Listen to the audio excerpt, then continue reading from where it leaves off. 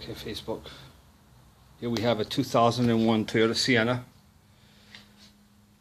As you can see, it doesn't have the engine in it.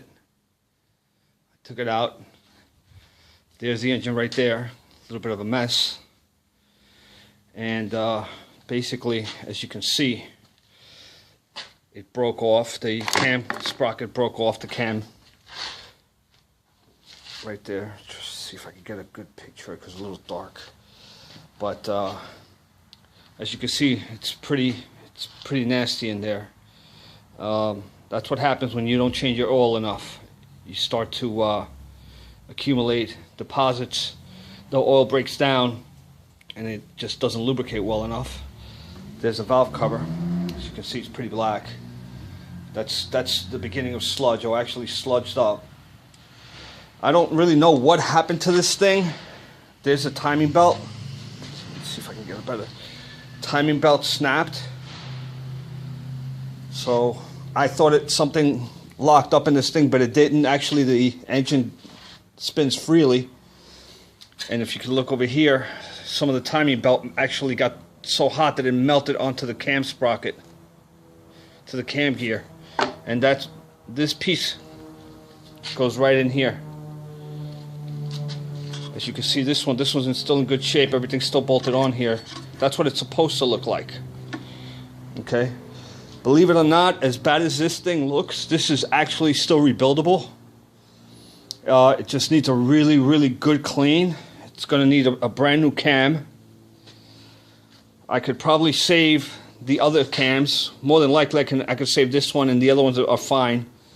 It's going to need a whole new, probably bottom end, new bearings, mains, and rods. And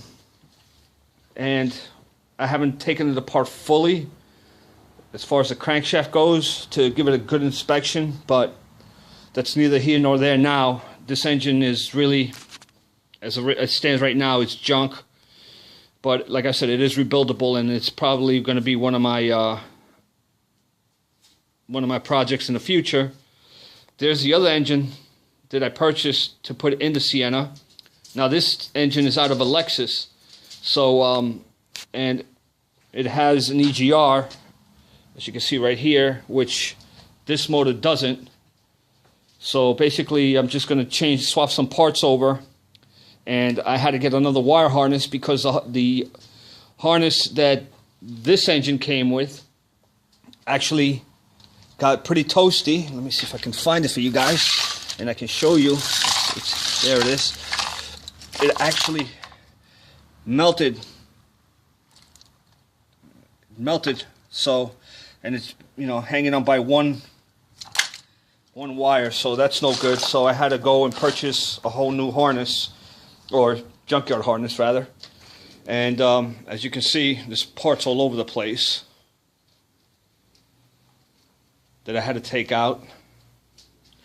So that's my latest project. There's the oil pan, both of them. It's an upper and a lower. And I'm going to clean them up, and I'm going to put those on the other engine that's going to go into the truck. Overall, it's not a bad vehicle. It just needs a little TLC, which I'm going to give it, and clean it up and get it going. And it should be a perfect vehicle. All right, Facebook. Just moral of the story, do your maintenance on your vehicles. Change your oil. If you have a timing belt, change the timing belt, change the spark plugs, change the wires, put an air filter in it. Do the basics, okay? There's no sense in buying a vehicle if you can't afford to maintain it. Because the worst thing in the world is getting stranded or pulled, stranded on the highway, on the street, having to get towed, and next thing you know, you need an $8,000 motor because you just didn't want to do basic maintenance. Okay, take care.